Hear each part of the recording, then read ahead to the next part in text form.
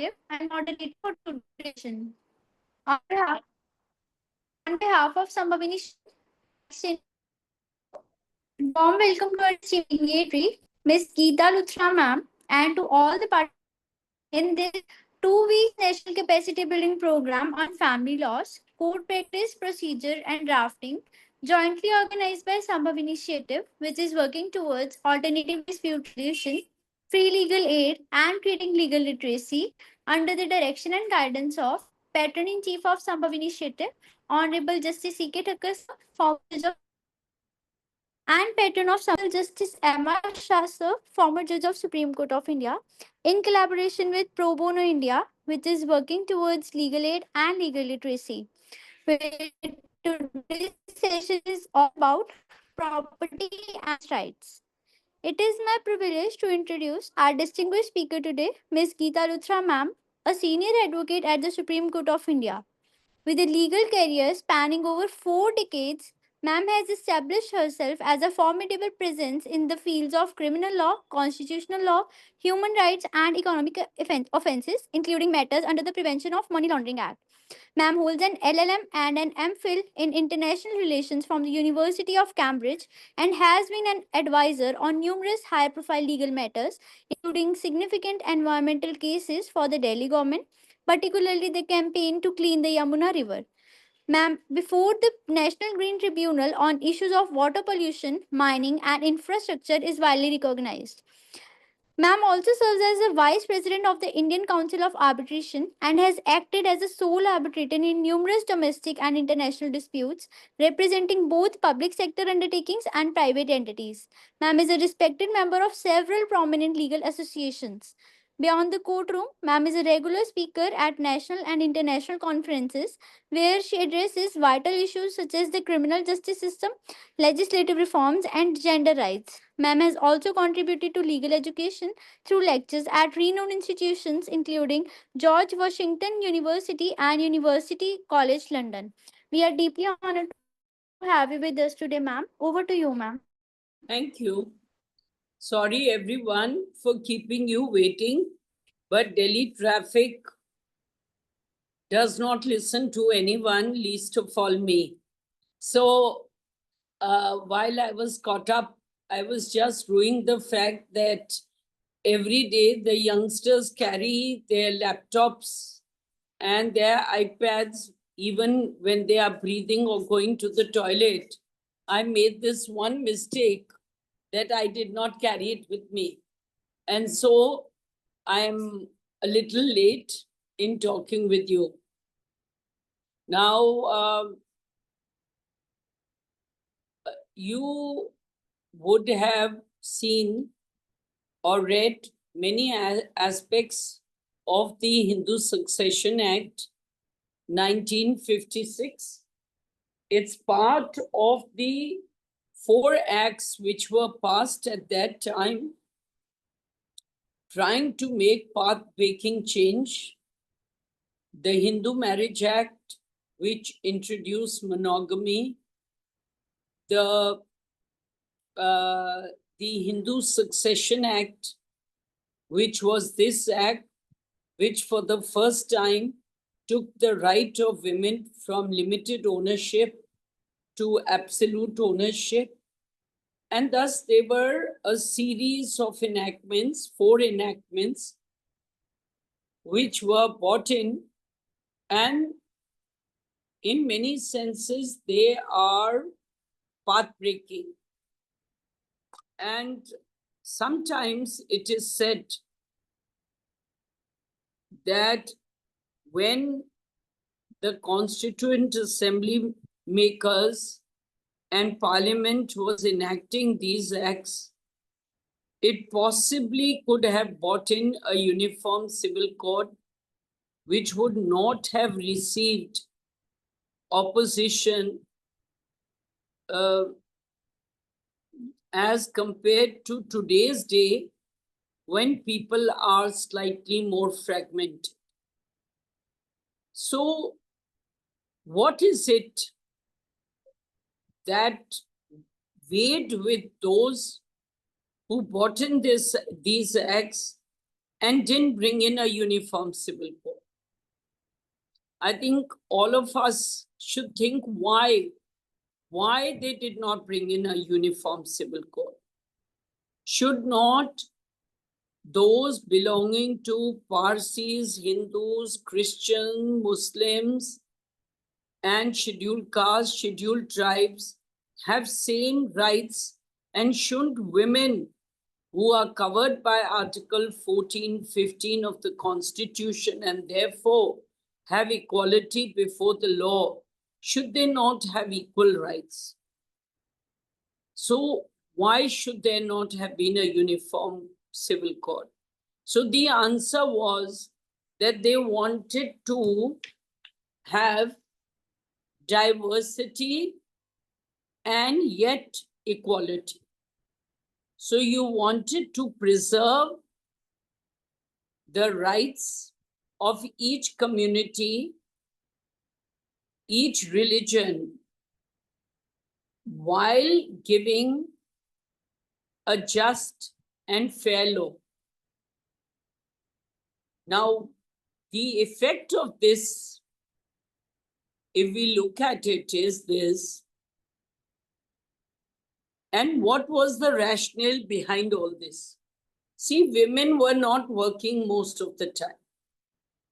So most of the properties which women got were either from their fathers, mothers, parents, husbands, parents-in-law. Most of them was to give them respect in marriage. Respect in marriage meant that you had these rights, but you had them for so long as you lived. So what you had was limited ownership, which under section 14(1) became whatever limited ownership a woman had. Because what was the law before this? That if a woman had a right to a property, it was only limited. On her death, it would revert back. Now, how do you, and the effect of it is in 15, 1, 2, and 3. To my understanding, 15(3) has been challenged now and is pending before the Supreme Court, perhaps before a bench of perhaps Justice Datta, I'm not very sure. Now, I don't want to make this only academic. So to explain to you, what if a person has a wife and 4 children? And what if that person feels that one of their child or children is too dogmatic, too domineering, and they feel that their wife is too mild, too weak, and will not be able to be assertive with the children? What if the person thinks that because the person is, say, 90 years of age, she will or he will be mentally a little weak to be able to withstand the pressure of the child with whom they are living? So the idea is under 14(2) that while women's limited right becomes absolute, but if the woman has got it by virtue of a will or gift, and if it is a life estate, like I give to you my wife for your lifetime, and after my lifetime, I give to 3 children or to 4 of my children, all 4 of my children equally after, So this is the case where a person feels that, look, I'm very sure I want to give this to my son. Just give me a second. So if a person feels I have to give it to my son, and not my daughters, or to one daughter to the exclusion of the others, but I want to make sure that my wife doesn't get in a state, because we must understand that sometimes either men or women may become gullible when they are old. So the other spouse wants to protect the wife, wants to make sure that the wife has a life interest, that she is not ousted of her property, she remains owner of her property, and the children are not able to keep bullying her. Some child is saying, मेरे नाम कर दो, नहीं तो मैं आपसे बात नहीं करूंगा. मेरे नाम कर दो, नहीं तो मैं आपके घर नहीं आऊंगी. So these things happen in real life, particularly in India. So there is this concept under 14.2 that if by virtue of a gift or a will or other written instrument you have got a limited interest, then it will only remain a life estate. Otherwise, it's an absolute right forever. Now, it has its plus points, it has its negatives, but the effect of it is, suppose I want to protect my wife or my spouse or a child who may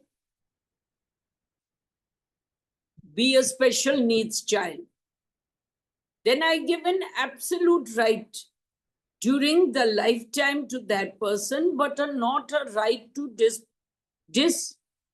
disperse, not a right to sell, not a right to alienate. So that becomes an absolute, a limited right for a life interest. And after that, it will go to the heirs named in that gift or life interest, or in that testamentary instrument. Now, the Hindus have this unique instrument, which instrument is the Hindu undivided family. It's not known in other laws, where in any other law, and so our tax laws also recognize this. There is joint family property coming from an ancestral, from a nucleus, and it's very interesting. So there has been, as you know, there's been a path-breaking judgment. I think it was in 1995, Vinita Sharma. In that, the question was, no, it was later. The amendment was in 1995. The judgment is later. So women could not be co-partners in a property. Women could not have a right of, a married women did not have a right to their parents' estate. This amendment brought in a right for women to have in the estate of their parents, which till now the law said that a woman, if once she is married, becomes paraya dhan, she becomes a right only in the property of her in-laws. where also she doesn't have a right to claim partition. So she was a person who was literally handicapped, handcuffed almost. Okay, you can't ask for partition. But if there is a partition, you'll get a share. Now that's very unfair. And it worked very unfairly with women. So earlier, when we used to file these cases, we used to file it on behalf of the minor son or daughter through the woman as natural guardian, saying, let my father or grandparents not dispose of the property. Now, Supreme Court in a judgment says that you can't really ask for partition when the larger HUF exists. So, for example, there is no partition. My dada, along with my father and my two chachas and two bhuas, own a property, then I could not file for partition because there is no partition between them unless my father's share becomes a cohate share. It remains incohate in the Hindu succession law until the larger partition goes and I become part of my father's HUF. Then I can file in that case. So that's how the law has envisaged it. Now, so Vinita Sharma is an interesting, it's a landmark judgment. It said that even though the amendment came up in 1995, so I'm fighting a case where, very interesting matter, I don't know, interesting, it's very painful for the family, but it's there, where the father wanted his joint family property to go to all his legal heirs. But the daughters were not members. Married daughters, divorced daughters, single women were not. They only have a right of maintenance. So what the father and the brothers did when they filed a suit, said that my sister who is widowed or single have a right, a share in lieu of maintenance. But this came, but the question, and this is permissible in law, but many years later, when people became greedy, and all of this is about greed and one person fighting with another. So when they became greedy, they said, no, we're not giving the daughters a right. They don't have a share. There was no final decree. So just by mere statement that my sisters are entitled to a share in lieu of partition doesn't mean that she's going to get a share. We're not giving her a share. So that case is still on in court, even though it's one of the first cases that I filed in my legal career in perhaps 1983. Until now, the girls haven't got their share. And the father has passed away. 3 of the brothers have passed away. One of the sisters has passed away. No, both sisters have passed away. Only one brother is alive. And the case has still not seen the light of day. And father, during his lifetime, by virtue of the operation of Section 8, which says there is a notional partition at the time of the death of any person.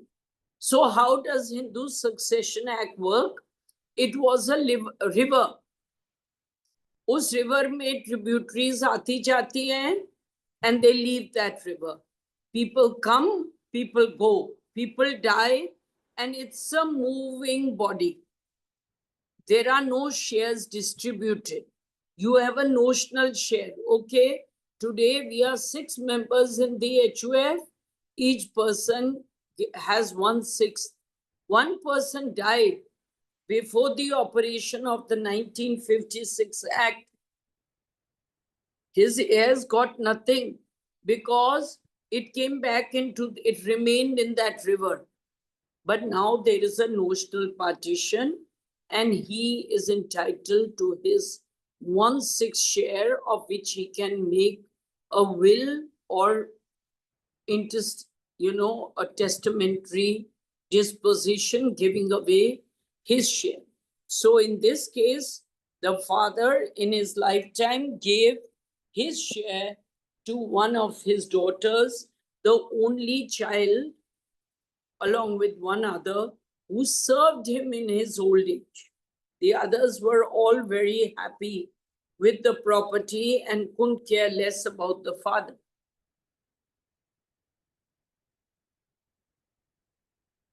So there is a distinction which I must first draw between self-acquired and ancestral property. And while the ancestral property before 1956 went like a river in which tributaries came, distributaries went, but the river remained constant. But now Section 8 has an operation and there can be a notional partition.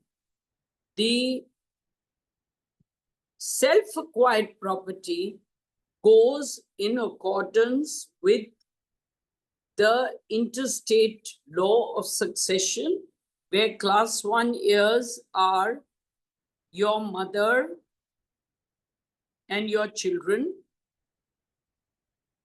and class 2 heirs, in the absence of the class 1 heirs, are your brothers, sisters, and so on. There is a category of what class heirs. So even if there is one person in class 1 heir, that is good enough. The children of a predeceased son are part of your class 1 heir.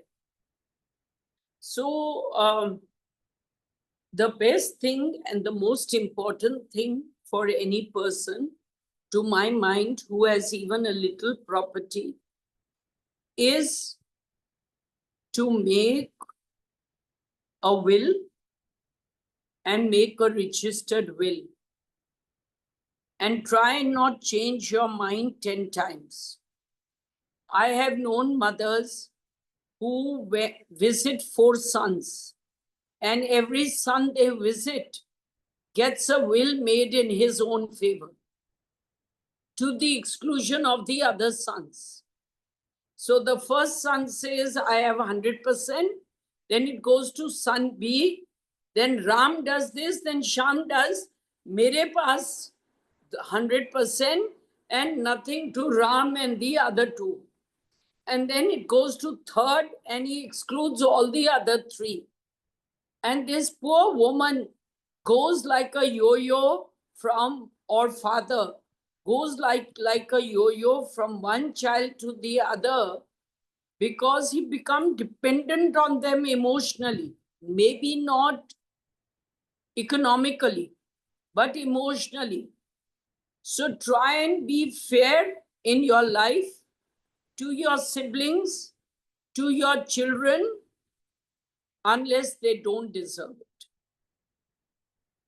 Nobody has a right to property except ancestral as a birthright. They can be excluded with 0%. And because people are so scared of probates and wills and getting into the fight, that people often gift away the only property they have to the child during their lifetime. Now, this is dangerous, because if that child turns rogue, then you have nothing in your name. Then you will have to take recourse to the Senior Citizenship Act, where if you are not maintaining the senior citizen parent who has gifted or given away his property to you, then that property can be taken back and by the law of the and this is a recourse to the STM. Now, firstly, recourse to STM who are busy, who are not legally trained, is the worst possible remedy. And then there is the right of women under the Domestic Violence Act. Women have a right to a shared household under the Domestic Violence Act. Now, this is if they are actually in a shared household. The definition of shared household comes under section 2 SQ, etc. of the Protection of Women under Domestic Violence Act. The Supreme Court has decided the interplay between the rights of a daughter-in-law and the rights of a mother-in-law under the Domestic Violence Act and the Senior Citizens Act. And it has given primacy to the senior citizen who is the owner of the property rather than the daughter-in-law who has only a claim against her husband and not against her in-laws unless from the inception of the marriage and till the date of her filing, she was living with the in-laws. Though there is a whole wealth of law on this, the fact is that a mother-in-law or father-in-law who own a property have an absolute right and dominion over the property, and the daughter-in-law only has a right to live. Of course, she can make life hell. They can make life hell. Property, in that sense, becomes this necessary evil. You can't live without it. You can't live with it, because either way, it gives way to the worst kind of disputes in human nature. Now, there was a time, I think almost till the 80s or 90s, where women did not claim rights to their parents' property even when they had a right. They just left it to their brothers because they said we have enough in our husbands' and in-laws' house. But the law has changed, people's needs have changed, people's monetary needs and needs of a roof over their head have changed. And now the fights between brothers, sisters, children, wills have become huge. So one of the important aspects, make a simple will, make two people witness it, make sure that they have signed in your presence, you have signed in their presence, and that the person who's making the will is of a sound disposing mind. The rest, of course, is history. It takes 20 years in Delhi High Court and in various courts to bring a case to fruition, by which one generation may almost be over. If a person is 40 or 45, when their parent dies, and if there is a bitter litigation battle which is being adjudicated in the High Court level, the same will take 20, 25 years. That is, it's beyond your lifetime or when you are too old to enjoy the property. So the question here is, make watertight instruments. Now the law is becoming more and more strict. Wills are being videographed. Witnesses are being photographed and videographed so that the possibility of of challenge to the will becomes lesser and lesser. Wills become suspicious if it's made in favor of one child over the other children, particularly if the other children have been also good to the parent. Because nobody believes that they would be genuinely excluded by the parent, and this is also not in contrary to human nature. So, for example, a parent willing their whole estate to an unmarried child and not providing for their other children is highly unnatural, particularly if that child is 50 and is unlikely, or 60, less likely to marry. I'm not saying unlikely, it would be again very parochial of me to say it, less likely. You would want to make provision for those children and grandchildren who are there, whether beyond the lifetime of that person. So this is one aspect of property rights.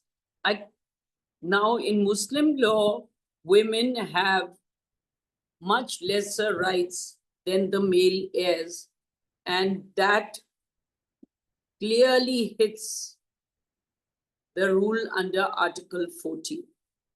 Under Parsi law, if you marry outside your community, then you cannot, there are many rights which you are denied. Now, there is a challenge to that also pending in the Supreme Court. Under the Hindu Succession Act, when a woman dies, her property would revert either if she's made provision by the will, well and good. Otherwise, on intestacy, it reverts to the husband's heirs. The presumption of old law was that the woman could not earn herself, and therefore, whatever came from the husband should go to the husband. In actual practice, what happens? What didn't come from the husband also went to the husband. There is a very strong challenge pending there. And I remember Justice Chandrachud, perhaps it was, and it's pending in the Supreme Court, who said that this would be clearly violative of Article 40. Now, the Syrian Christian women, people of tribal areas, the moment you marry outside community, you lose your right to your property of your tribal community. Now that's bad. We did this case of Madhukeshwar, which is regarding the whole tribal area in Chota Nagpur region, but we lost the case with Supreme Court saying, please ask the state legislature to make an enactment or parliament to do an enactment, but we are not interfering. Today, I think the climate is right, that if we had made such a challenge, which we made 20 years ago, we made today, perhaps the judgment would be different. In Mary Roy, Syrian Christian women were similarly denied a right. All of you would have, these are textbook cases, you would have read about that case.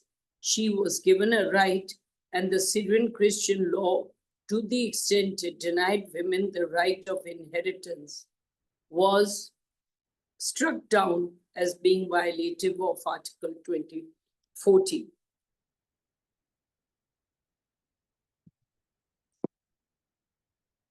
Now,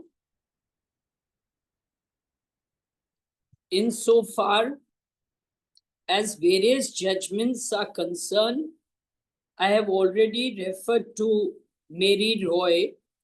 I wanted to tell you that the result of the amendment under law in the Vinita Sharma is what has far-reaching consequences. So even if there is a preliminary decree of partition, as long as final decree of partition is not done, the woman of that household who did not have a right before the amendment get a right as long as there has not been a final decree of partition. To my mind, somebody who reads Vinita Sharma judgment, I'll give you the citation, probably will have an encapsulated idea of the whole law in one line. Just trying to see if I can find the citation. No, I can't find it. Just, yeah. AIR 2020 SC 3717. And I, for one, have used this judgment to the benefit of many of my women clients. So, having said all this, the only other aspect that I want to tell you is that there is still no concept of joint matrimonial property in India. Though the bill was introduced in Parliament, it sort of died off because most people did not have the will to bring joint matrimonial property. And one of the offshoots of this is that many men prefer that their matrimonial proceedings are decided in India, while women want the proceedings decided in a foreign country, particularly if they are living abroad, because in all the countries there is the concept of joint matrimonial property, or many of them, and of joint property even if you've been in a live-in relationship.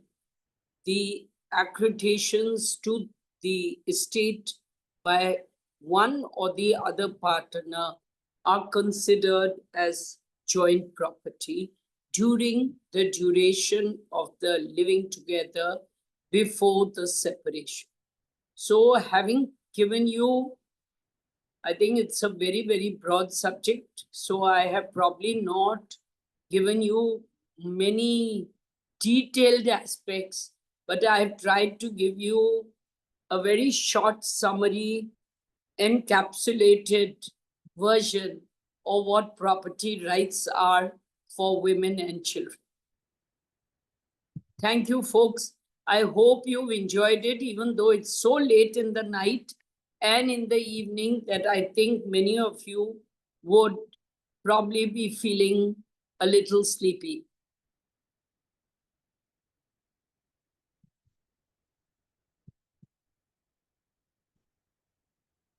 Thank you. Does anyone want to say something else? Ma'am, now we can open the floor for questions. If any participants have any questions, they can ask you directly.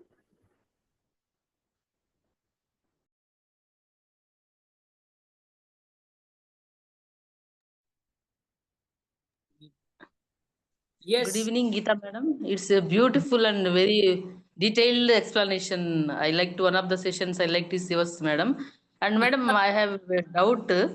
What is the difference between that legal hair? What is it called? Sorry. Legal Succession certificate and legal hair certificate, madam. Can you give in short?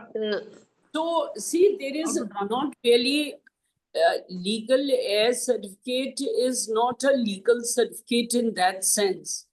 It is it is a certificate where a person just declared as one of the family members who will be a class 1 heir. But succession certificate is given based on the fact that there is movable estate, and so there is a probate when there is a will, there is succession in case of movable property. So in case of movable property, when you give a succession certificate, it is or it's like a probate but for movable property. Okay. Madam, can you give in short the draft of legal hair and legal hair certificate and succession? I may or may not, because there is not, but I'll give you of succession certificate. Because succession is like a probate. So the differences between probate is it's for movable and immovable based on a will. Succession is movable. Okay. Yeah. Thank you, madam. I'll send that. Yes, madam. Thank you.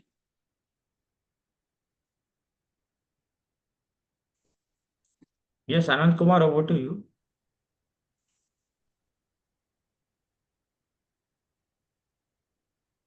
Can you mute and ask the question? Yes, may I have unmuted Yes, you? ma'am. Anand Kumar.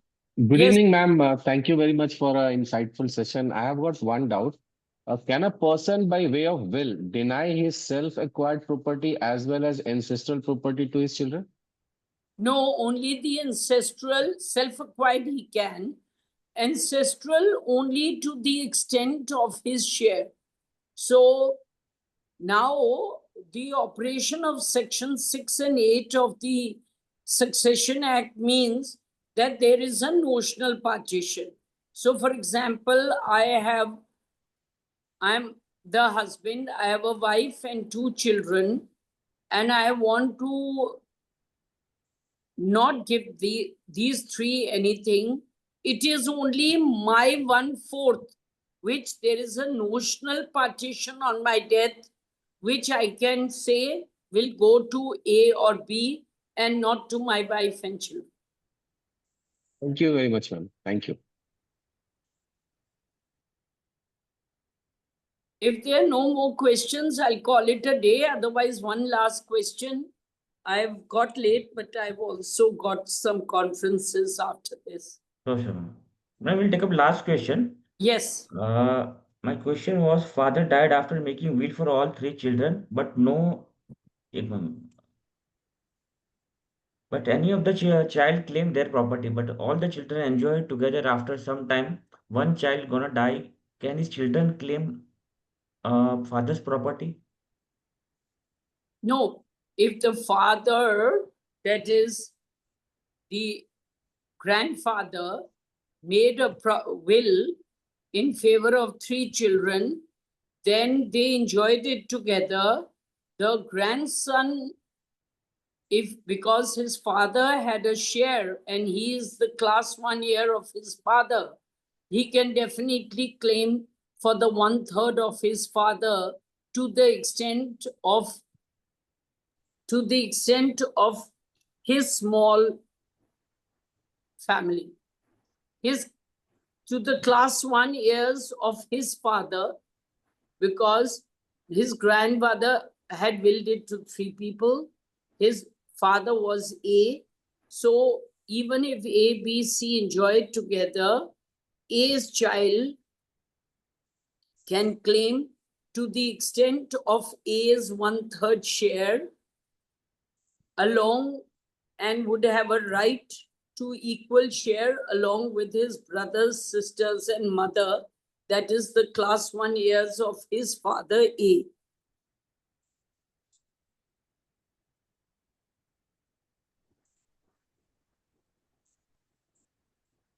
Does anyone have anything to comment? I think I think it's a long day for you, ma'am. So we can call it a day. Yes, Prachi, over to you. Thank you, sir. On behalf of organizing committee, I extend a sincere gratitude gratitude to you, ma'am, for such an enriching session today. We are truly thankful to you, ma'am, for not only accepting our invitation, but also for taking time and to guide, inspire all the participants. Thank you, ma'am, for coming and joining us. Thank you, Prachi. Thank you, Dr. Gupta. Thank you, Thank you, all madam. of you, for being here at this late hour. I hope it was worth it, and I hope you enjoyed. Thank you. Thank you. Thank you.